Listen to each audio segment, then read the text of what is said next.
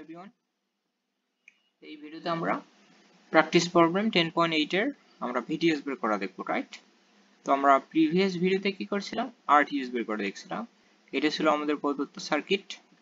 এই সার্কিট থেকে আমাদের কি করতে বলছিল, অবটেন দা থেভেনিন ইকুইভ্যালেন্ট এট টার্মিনাল এবি। এবি পয়েন্টে আমাদের থেভেনিন ইকুইভ্যালেন্টটা নির্ণয় করতে বলছে। সো এই সার্কিট থেকে, রাইট? তো এই সার্কিট থেকে আমরা ফার্স্ট অফ অল এই যে টার্মিনাল পয়েন্ট ছিল, এই টার্মিনাল পয়েন্টে কিভাবে জেডটিএস বের করতে হয় সেই রিলেটেড ভিডিও আমরা করেছি। তো এই ভিডিওতে আমরা যেহেতু পূর্ববর্তী ভিডিওতে জেডটিএস বের করে দেখছি, তো এই ভিডিওতে আমাদের যে থেভেনিন ইকুইভ্যালেন্ট দুইটা ছিল, একটা জেডটিএস একটা ভিটিএস। যেহেতু আমরা জেডটিএস করেছি, তো এই ভিডিওতে আমরা ভিটিএস বের করা দেখব। তো ভিটিএস বের করার ক্ষেত্রে আমাদের অ্যাজ ইউজুয়াল যে সার্কিটটা থাকে এটাই কিন্তু আমাদের কোনো চেঞ্জ হয় না। জাস্ট যদি টার্মিনাল পয়েন্টটা ওপেন না থাকে তাহলে জাস্ট ওপেন করে দিয়ে আমরা ভিটিএস বের করি, রাইট? আচ্ছা, তো দেখো আজকের আমাদের ক্লাসে আমরা দেখব কিভাবে ভিটিএস বের করতে হয়। তো আমরা ভিটিএস বের করার ক্ষেত্রে দেখো অ্যাজ ইউজুয়াল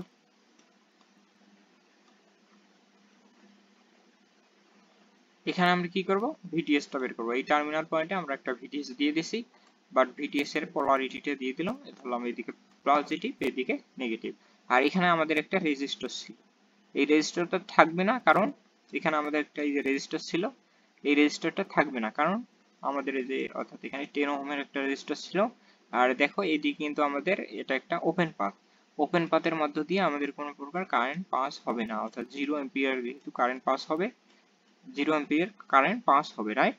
তাহলে এখানে রেজিস্টর কত আমাদের 10, আর আমাদের অর্থাৎ কারেন্টের মান কত 0। দ্যাট মিন্স এখানে কোনো ভোল্টেজ ড্রপ হবে না, অর্থাৎ এই রেজিস্ট্যান্সের মানটা 0 হয়ে যাবে। হ্যাঁ, তো 0 মানে কি, কোনো রেজিস্ট্যান্সের মান 0 মানে আমাদের কি হবে, শর্ট হয়ে যাবে। 0 মানে কি শর্ট, আর ইনফিনিটি মানে কি ওপেন।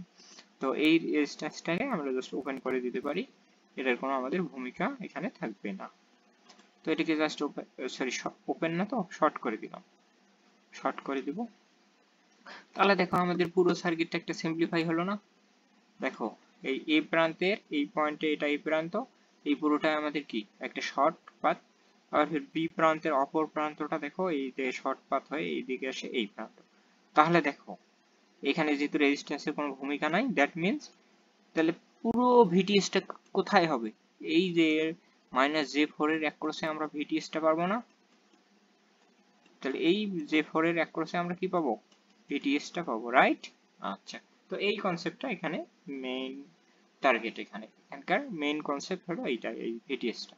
তাহলে দেখো আমরা তো ভিটিএস এর অর্থাৎ ভিটিএস এর অ্যাক্রসে পাইলাম, অর্থাৎ -J4 এর অ্যাক্রসে পাইলাম। আর এইদিকে একটা সিম্পলিফাইড সার্কিট, একটা ভোল্টেজ সোর্স দেওয়া আছে, রেজিস্ট্যান্স দেওয়া আছে। অর্থাৎ কোন সিম্পলিফাইড সার্কিটে যদি ভোল্টেজ সোর্স এবং অপর প্রান্তে যদি আমাদের কোন একটা প্রান্তে যদি অর্থাৎ ভিটিএস বা কোনো একটা ভোল্টেজ দেওয়া থাকে, তাহলে বা ওই ভোল্টেজটাকে আমরা কিভাবে ডিটারমিন করব, এটা আমরা ইজিলি বের করতে পারি কোন সূত্রের সাহায্যে, অর্থাৎ ভিডিআর বা ভোল্টেজ ডিভাইডার রুলস এর সাহায্যে, রাইট? তো এই পয়েন্টে আমরা যেহেতু এই প্রান্ত, যেহেতু এই পুরো এর অ্যাক্রসে আমরা কি পাবো, ভিটিএস পাবো, তাহলে এই প্রান্তটাও আমরা ভিটিএস ধরতে পারি। তো এই প্রান্ত ভিটিএস ধরলে যদি আমরা এখানে কেসিএল ইউজ করতে পারি, রাইট? কেসিএল ইউজ করতে পারি। তো এই দিকে যেহেতু 0 অ্যাম্পিয়ার কারেন্ট পাস হবে, তাহলে দেখো সবগুলো ধরো আউট করতেছে, এইদিকে একটা এইদিকে একটা এইদিকে। তো আমরা কি করতে পারি, কেসিএল দ্বারাও এটা সলভ করতে পারি। কেসিএল দ্বারা সলভ করলে আমাদের ইকুয়েশন হয়ে যাবে। হ্যাঁ, তাহলে আমাদের কি হবে, যদি কেসিএল দ্বারা সলভ করি তাহলে ভিটিএস মাইনাস কত হবে, 30 at an angle 20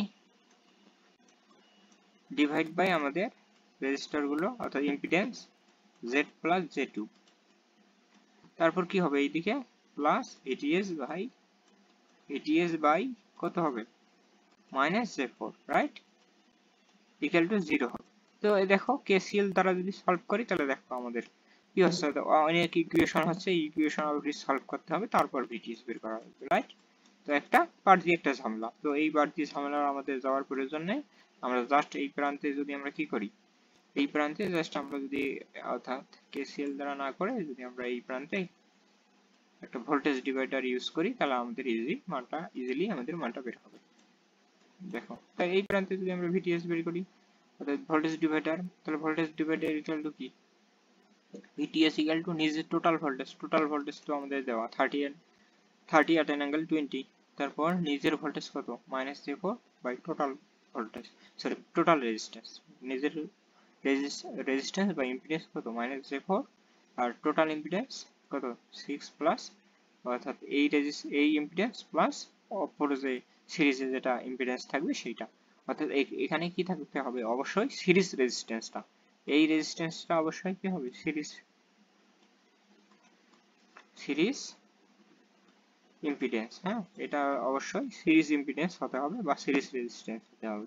সিরিজ ছাড়া যদি প্যারালাল থাকে সেটাকে আমরা কি করব না, কাউন্ট করব না, এই বিষয়টা মনে রাখবো। তো জাস্ট এটাকে সিম্পলিফাই করলে আমরা একটা ভ্যালু পাবো, কত পাবো -18.97 at an angle -51.565 ভোল্ট। তো এই হলো আমাদের এখানকার ভিটিএস।